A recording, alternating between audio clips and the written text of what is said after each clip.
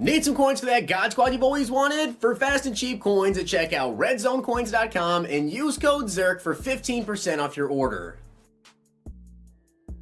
The whole thing wobbin', wobbin', wobbin'. When I come around, got the whole thing wobbin'. What's going on, guys? It's Zirksee coming at you today with another YouTube video, and today I'm going to be going over the title update that we have got coming out very soon. Now, I do want to give a shout out to Max Mills for being a part of the Noti Gang. If you guys want a chance to be shouted out in the next video, drop a like in the vid, make sure you guys are subbed to the channel, turn the notification bell on, and comment down below Noti Gang. Now, guys, I would also really appreciate it if you would drop a like in the video. Not only does it help my channel out, but it also helps other people see this very important news. Of course, they want to see what's coming to the game, so would greatly appreciate if you guys would drop a like in the vid. And I want to say thank you guys for all the support, because you've been absolutely insane on all of my recent videos. It's been just ridiculous. So seriously, thank you guys very much. If you haven't seen all my videos today, go check them out. Check out all my other videos as well. So first up, we are going to get into what they actually decided to change with the game during the last title update, which I actually don't believe there was any sort of patch notes, but it came out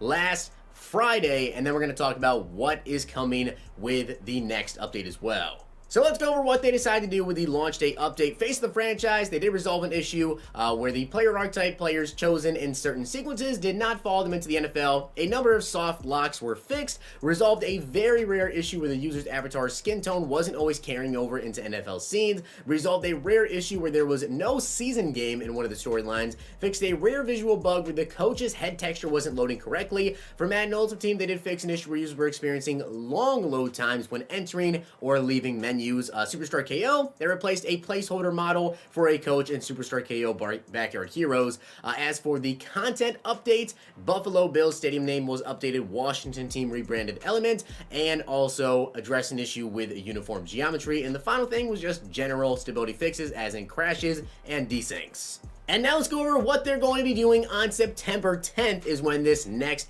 update is going to be going live. So you guys can see pass rush. They fixed an issue preventing defenders in contain from staying in contain when being blocked by a running back in the backfield. The rusher will keep their contained behavior when blocked by any blocker on the line or in the backfield. Fixed to an issue causing the initial pass rush move of contained players to take them to the inside gap instead of the outside. Addition of logic to support QB contain versus play action passing plays. Fixed to on-field trainer issues related to pass rush. Addition of logic so that defenders without the strip special stability will no longer cause fumbles on quarterbacks standing in the pocket with normal sack animations on competitive, which is Madden Ultimate Team. Only defenders with the strip special ability will be able to force a fumble standing in the pocket on competitive. So if you don't have strip specialist on a defender, they're not going to be able to get a fumble on a quarterback when they're standing in the pocket. That's pretty interesting. Defensive coverage. Fixed to an issue using motion in twins/slot formations versus nickel, dime, and dollar defenses. Defenders inappropriately swap assignments, leaving the receiver uncovered. I definitely have noticed that and glad that's being fixed. Addition of logic to cover four quarters to better handle plays like PA crossers. Personally, I never used cover 4, but for those of you that do, that's definitely big. Fixed to an issue preventing defenders in press alignment from backpedaling appropriately. Fixed to an alignment issue when flipping nickel 245 SS Reno zone. Now, the backpedaling one, that definitely will apply to, I'm sure, a lot of you guys. If you know the meta with Madden 21, it's literally press man. So that's pretty interesting, right? I feel like with this, really all they did was improve press man coverage in terms of like things that most people use. The issue, of course, with people motioning over and leaving defenders uncovered was huge, and I'm glad that got fixed. But I think the biggest thing here for the defensive coverage may have been from backpedaling inappropriately, which, to be honest, I don't really think I've ever seen that happen. Maybe I just wasn't paying attention, and that's how some players got open. But if press man wasn't even as good as it is about to be now, that's gonna be pretty interesting. Next up, though, we have some tackling and also throw to sack info. So fix some tackling issues, sometimes preventing tackle animation from triggering versus juke and jurtle. Fix to an issue causing a receiver to warp up off the ground into a tackle when possession catching. Fix to an issue causing the QB to not react after throwing an interception while being hit by a defender. Fix to an issue allowing ball carriers to fake out defenders behind them when using the spin move. Now, as for throw to sack, addition of new logic for when a defender is sitting a QB on his throwing arm. The quarterback will no longer be able to throw the ball. The QB will be forced to tuck the ball or the ball be fumbled. Okay.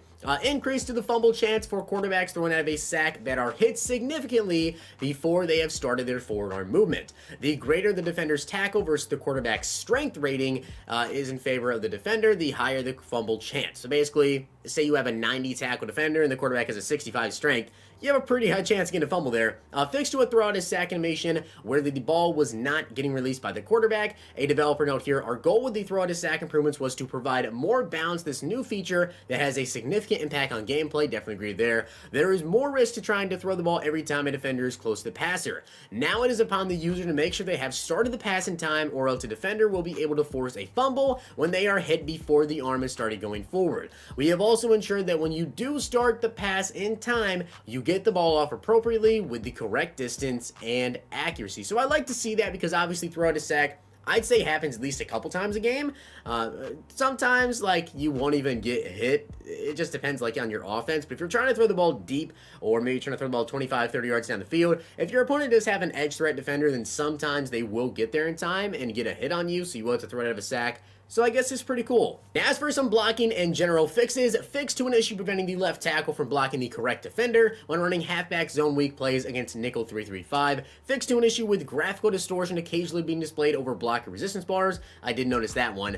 General fixes, tuning to rack catch win chances to reduce frequency of low-rated coverage defenders getting catch knockouts versus high-rated receivers. Fix to an issue where hitting right trigger /R2 plus A/X at the snap would sometimes result in the quarterback instantly throwing to one of those two receivers. Tuning to give user control a little sooner after an interception, which I have to say I am very happy that's getting changed because that was a pretty big issue, can't lie. Fixed new issue causing quarterbacks to use drastic turns on subtle movements. Fixed to the run speed for ball carriers on triple and speed option, allowing sprint speed earlier. I don't run read options, but for those of you that do, I'm sure that makes you very happy. Tuning some celebration animation issues to clean up some minor hitching, and also tuning the quarterback's front elbow when inside the pocket to improve visual quality. Now we've got some more stuff. Madden Ultimate Team. So to sum up these next 4 things, the first 2 are just all about speed, really, like in the menus and also when interacting with your players, and upgrades. Address an issue where items in the lineup screen would initially show as 50-50, and then numerous miscellaneous improvements to the menu UI. Face the franchise updates, general stability. Fix to an issue with users selecting let fate decide option when getting drafted. Fix to an issue with the user's difficulty setting reverting to rookie after every game. As for franchise, tuning X Factor abilities for users who select the active roster option when starting a new franchise save. The next franchise update blog will be released around the start of the NFL season and will outline current plans and target timing for the first of 3 planned franchise mode updates for Madden 21. Now, as for the Yard, addition of friender boards to the Yard. These are leaderboards populated by your friends list that will display the highest score per event. Addition of a pop-up that to remind those playing versus CPU events they need a full group to play. When a user is offensive captain and control will now default to the QB even if their cap is in another position group. Fixed an issue where location icons may not appear. Fixed to an issue where full list of house rules may not appear. Fixed an issue where users may see finding teammates after leaving a session. Fixed an issue where coach cam always showed a cap as being QB 12. Fixed to the pass leading for the slot receivers drag wheel route in Crossfire.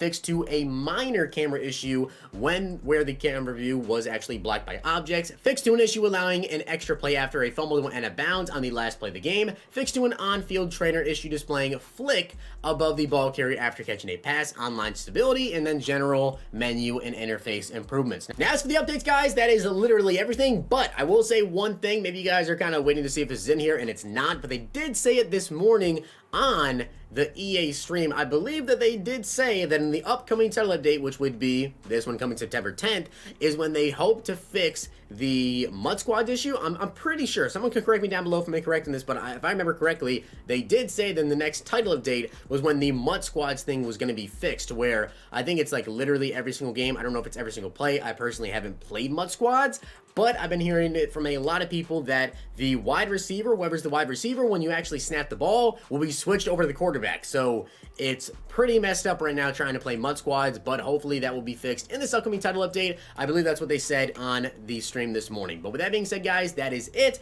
I hope you did enjoy the video, and if you did, make sure to drop a like on the video, and of course hit that sub button down below. Let me know what you think of these fixes. Do you think there's anything that is bad? Do you think it's all good? Let me know down below. Hope you guys enjoyed. See you guys next time.